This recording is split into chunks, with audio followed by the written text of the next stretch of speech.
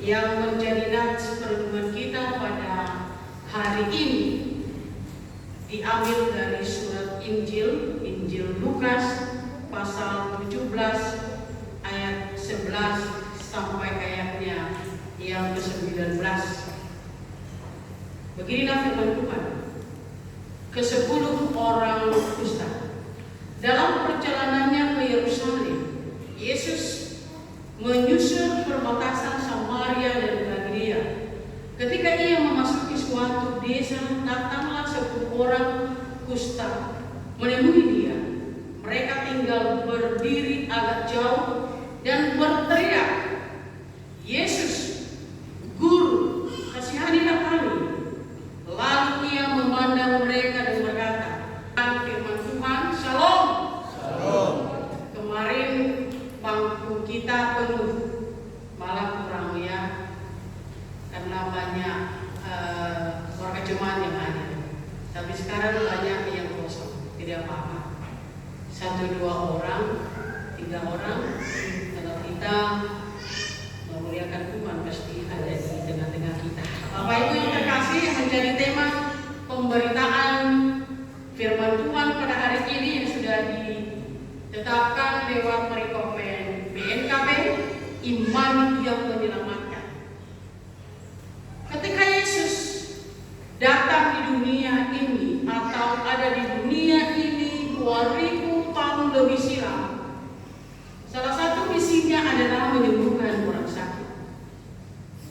Dari tindakannya yang ajaib, penuh mujizat dan sempurna. Berita pada perenungan kita hari ini 10 orang yang kena penyakit kusta, yang adalah penyakit besar di tengah-tengah bangsa Israel atau orang Yahudi yang sangat dijijikkan, tidak mudah terobati. Sehingga bagi orang yang mengidap penyakit itu disingkirkan dari tempat umum, ditempatkan di tempat yang sepi atau dikucilkan karena mudah menular atau terjangkit sama orang lain. Namun mereka pada waktu itu telah mendengar berita Yesus, dan pada perjalanan Yesus ke Yerusalem sampai di perbatasan Samaria dan Galilea, bertemu dengan orang yang sudah berpenyakit kusta itu. Dengan serentak mereka berteriak kepada Yesus, kata mereka, "Guru, Yesus, Guru, kasihanilah kami. Yesus, Guru, kasihanilah kami." Lalu Yesus memperhatikan mereka dan berkata, "Pergilah, perlihatkanlah dirimu kepada imam-imam." Di tengah jalan Bapak Ibu, mereka menceritakan sembuh mereka tadi, baik fisiknya dan merasakan kelegaan dalam dirinya masing-masing dan apa yang sudah diperbuat oleh Yesus kepada mereka. Tidak diberikan apa-apa. Lain seperti yang di nats lain, ada yang berpenyakit mata, mungkin pernah Yesus mengambil ludahnya, ya, memberikan di mata orang tersebut. Atau seperti tanah, dia memberikan kepada orang sakit yang lain. Tetapi ini tidak sama sekali.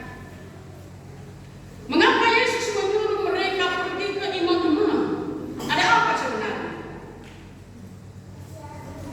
Sebenarnya hal ini bagi Yesus menyadarkan mereka yang keras hati, yang hanya menyingkirkan, mengasingkan, yang menderita bukan menolong. Siapakah mereka itu? Mereka yang sudah disebutkan oleh Yesus tadi, dan tidak mengusahakan, tetapi mereka membiarkan. Pikir Yesus dengan melihat mereka yang sudah ditayangkan itu mungkin menjadi pembelajaran bagi mereka dan mengakui Yesus sebagai anak Allah yang memperlihatkan kemuliaan Allah dan surga lewat orang-orang ini. Saudara-saudari Bapak Ibu yang dikasih dalam Yesus Kristus,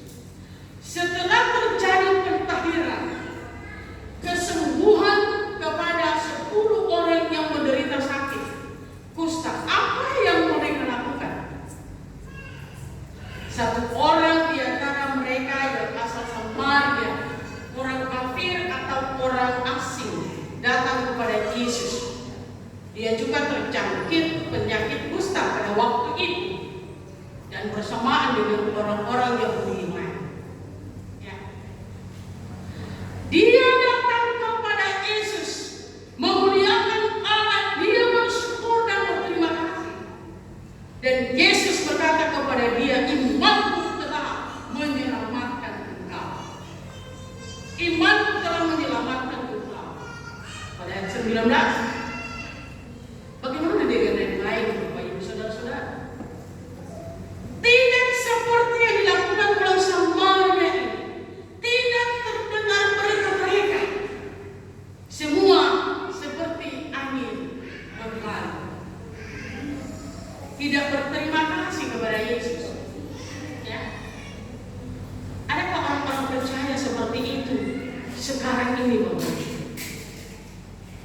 Gambaran perjalanan orang yang sakit kusta tentunya tertuju kepada orang-orang percaya pada zaman. Ada yang jujur, ada juga yang hanya menerima saja kasih. Tidak ada kejujuran di dalam memperlihatkan apa yang sudah dia terima. Seperti kata tadi yang sudah saya katakan, seperti angin berlalu. Yang hanya di saat ia berada dalam kesulitan, berada dalam kesusahan, berada dalam pergumulan, dia memanggil nama Yesus, dia berseru kepada Yesus, dia minta tolong, namun tidak banyak untuk berseru memuliakan Tuhan, ucap syukur, berterima kasih. Apalagi yang ada dia lihat kepada seseorang, atau bagaimana dia menikmati rasa cinta daripada Tuhan Yesus atau Tuhan Allah pencipta langit dan bumi kurang sesuai dengan yang diharapkan. Bisa saja tidak terlintas dalam kehidupannya menyebut nama Yesus atau nama Allah. Tetapi bagi kita sebagai orang percaya yang sudah bertemu Yesus saat ini lewat firman ini, Bapak Ibu, ya, ada kita di dalam kehidupan seorang Samaria. Amin. Amin. Jangan ragu-ragu. Pasti kita ini orang-orang Samaria yang murah hati. Ya. Jadi Bapak Ibu yang terkasih dalam Yesus Kristus, kasih pertolongan Tuhan kita Yesus Kristus tidak hanya sedikit, Bapak Ibu, tidak terbatas. Bagi mereka yang berseru, yang memohon kepada Dia, yang sungguh-sungguh, yang tekun, yang berharap kepada Dia, Dia mendengar doa kita. Sebagaimana surat Yakobus pasal 5 ayat 16, di situ dikatakan, Bapak Ibu, doa orang benar bila dengan yakin didoakan sangat besar kuasanya. Untuk itu siapa saja yang berseru kepada Yesus, yang beriman kepadanya, dari apapun pergumulan yang kita hadapi, Bapak Ibu, baik secara pribadi, secara kelompok, dalam rumah tangga kita, dan satu komunitas persekutuan seperti kita hari ini, Tuhan Yesus mendengar dan memperhatikan, ditolong dan dijawab kita. Iman yang menyembuhkan engkau, imanmu yang menyelamatkan engkau.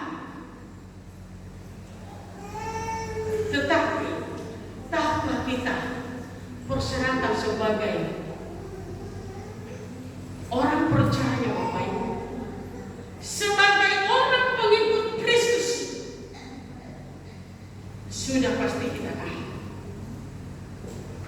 bahwa segala sesuatu, berbagai hal dalam kehidupan kita, selalu harus bersyukur dan berterima kasih. Yesus Kristus kita adalah Tuhan yang hebat, Tuhan yang ajaib, Tuhan yang mujizat. Dia tidak menyanyiakan hidup setiap orang yang percaya kepada-Nya. Oleh sebab itu, hari ini dalam konteks firman Tuhan yang disampaikan kepada kita melalui Injil Lukas pasal 17 ayat 11 sampai 19. Ada 3 hal yang hendak kita renungkan dan kita ingat-ingat dalam kehidupan kita setiap malam. Bahwa iman yang menyelamatkan adalah pertama, iman yang tertuju kepada Yesus Kristus. Dia adalah Tuhan yang berkuasa. Dia yang mengampuni. Dia yang menyembuhkan. Dia yang membebaskan kita dari berbagai hal kesulitan kehidupan kita. Seberat apapun pergumulan kehidupan kita, apakah penyakit itu, apakah kelemahan dalam banyak kepikiran karena cita-cita dalam perjuangan dan sebagainya. Ya, pergumulan yang datang dari luar, dari orang lain. Apakah di tempat pekerjaan kita, di tempat tinggal kita, ya, ada duri-duri yang membuat kita sakit hati. Ada pergumulan yang membuat kita terbeban. Maka solusi adalah Yesus Kristus yang menyertai dan menolong. Dia menolong kita, Bapak Ibu. Dia menyembuhkan kelemahan fisik kita dan kelemahan rohani kita yang punya jalan dalam hidup. Rohaninya dialah keselamatan yang membebaskan. Kedua, iman yang taat pada firman Tuhan dan tidak mudah goyah. Berbagai apapun tantangan ujian yang menerpa ini, tetap kita komitmen dalam iman kita. Dan ketiga, setia dalam iman sehingga tidak lupa bersyukur, ya, dan berterima kasih sehingga berkat selalu mengalir berlimpah dalam kehidupan kita. Maka hari ini bersuka cita kita kalau kita diberikan kesempatan untuk ada kekuatan yang baru, diberikan kita kesempatan untuk bersyukur lewat kebaktian hari ini, sehingga kita merasa bahagia, bersuka cita, dan merasakan damai bersama keluarga dan anak-anak kita dan teman-teman seiman dalam kasih kemurahan Tuhan. Amin. Sebagai ayat hafalan Lukas pasal 17 ayat 19. Lukas pasal 17 ayat 19 berkata, berdirilah dan pergilah, imanmu telah menyelamatkan engkau. Kita bersama-sama, berdirilah dan pergilah, imanmu telah menyelamatkan engkau. Amin. Kita berdoa. Bapa di surga, di dalam Yesus Kristus kami mengucap syukur berita kebenaran firman-Mu pada saat ini. Kami bersuka cita Tuhan. Tuhan telah memberikan kekuatan buat iman kami. Di dalam kami disirami rohani kami oleh firman-Mu yang benar. Berkati kami semua Tuhan. Kuatkan kami selalu sehingga kami selalu bahagia merasakan cinta kasih-Mu. Dalam Yesus